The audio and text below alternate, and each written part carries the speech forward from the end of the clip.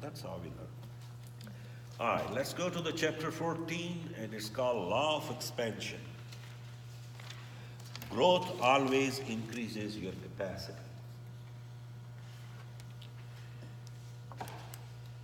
Find the edges and move them out. How to increase your thinking capacity? That's the question. So, this is a very, very powerful sentence which you read. Stop thinking more, work, and start thinking that works. That's a very powerful. So, stop thinking more work and start thinking what works. That increases your capacity. A lot of time we get stuck. If that's the case, working longer, working harder could make you rich, could make you successful, then all these underdeveloped countries should be the happiest countries because these guys, they work way harder than us as an American. Have you seen their lifestyles? You've been from there, we have been in these countries. How tough their lives are versus us. They work harder, they work longer, but they are not happy. So that's not the case. So we have to find what works rather than to work more. So capacity is not always about more, it starts with the better. How to use your time, how to use your talent, how to use your skills better, not just to work more. What am I required to do? That's the question you have to ask. What gives me the greatest return? And what gives me the greatest reward? And that's how Americans or all these developed countries are more successful because these are the questions we follow versus just working. We see where is our return is, where is our rewards are, and what we have to do to get to that.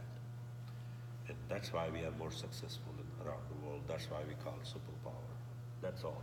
If you take those three qualities out of us, we are the worst nation. Believe me or not. As far as you see how lazy we are. But because we have these questions always along with our businesses and everything is attached to them. So, one of the most important lessons I ever learned was Pareto's Law. You know, that 20% of the activity generates 80% of the results. And 20% of the 20% is the 4% that is truly critical. And if you can figure out what's that critical 4% for you and master that, you can get, 80% of the results with very little effort, with a whole lot of focus and a whole lot of mastery on what's truly critical. Most of what we spend time doing is completely unnecessary drama. It doesn't help get the result. Yes, exactly. And I have constantly been challenged to try to say, how can I focus on that 4% for more time? And that expands. So how do I get a leveraged result from that critical 4%? Because we are using, as per the data, an average person in this country, I'm talking about the most developed country in the world, I'm not talking about other countries. In America, USA, an average person uses only 10% of his capacity, 10%. I take you even above average because you guys are more conscious about your growth. So let's assume 12%. Still, you've never touched your 88% capacity which you have. You never even thought about yet. Am I right? Because 10% we are using, an average. We are above average. I will take the advantage of that. But still, we didn't touch our 88% capacity because we are not aware of it. So think about the rest of the world. They are not using even 2%. That's why they are behind. So we have to use our full capacity is impossible. But our maximum capacity, yes, we can. We can grow always. We can go to the next level, and we have the way to go there. And like we discussed, stop thinking, can I?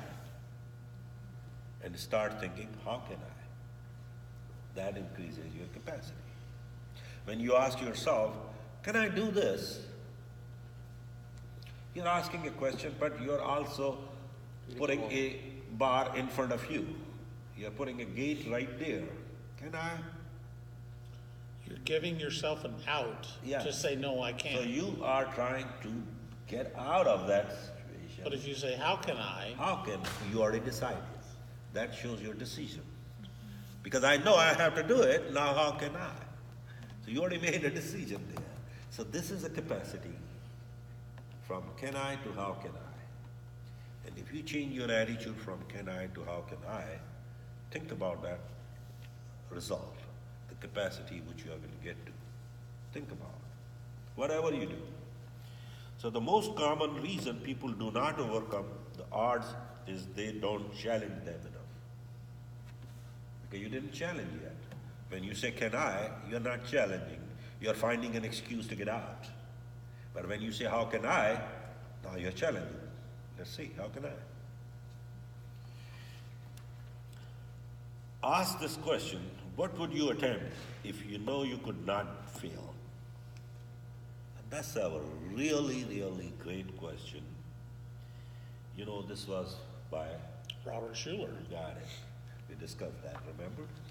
The Robert Schuller and the Hour of, was called Hour of Power. Right. I still remember that program, and I heard like 20 years ago. I mean, it's the greatest question you can ask. What would you attempt if you knew you would not fail? Think about that. How many things will pop up right in your mind? If I knew that I would fail, I could do this, I could do that, I could do that, I could do that. But because you didn't, just because of the failure, fear of failure, took you away from those things in your life. Think about it. 20 things I can think myself, and maybe you can more. Correct? Yeah. How many things you can think? If I do that, I won't fail. I could do that. But we just get scared of, we get fear of failure. What most people don't realize is Yeah. that doesn't mean it's going to be easy, and that doesn't mean it's going to be right away. Yeah. It's all about persistence. So I can never fail if I never stop. I never give up. I never say I'm at the dead end. I don't have any more energy to keep going. As long as I continue to make course corrections and take another step, I'm on my way to the destination. It's just like your rate of failure is 100% for the things which you never attempted. Right. Because you never attempted. So your percentage of failure is 100% right there. You could probably try, you could have probably 10% success, but it's still, you could be on that. But now it's 100% failure because you never attempted those things. So discuss this truth. Self-limiting statements always work.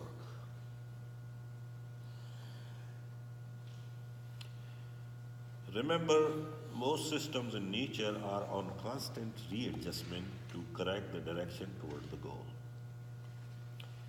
So did you understand that statement? Remember, most systems in nature are on a constant readjustment to correct the direction toward the goal.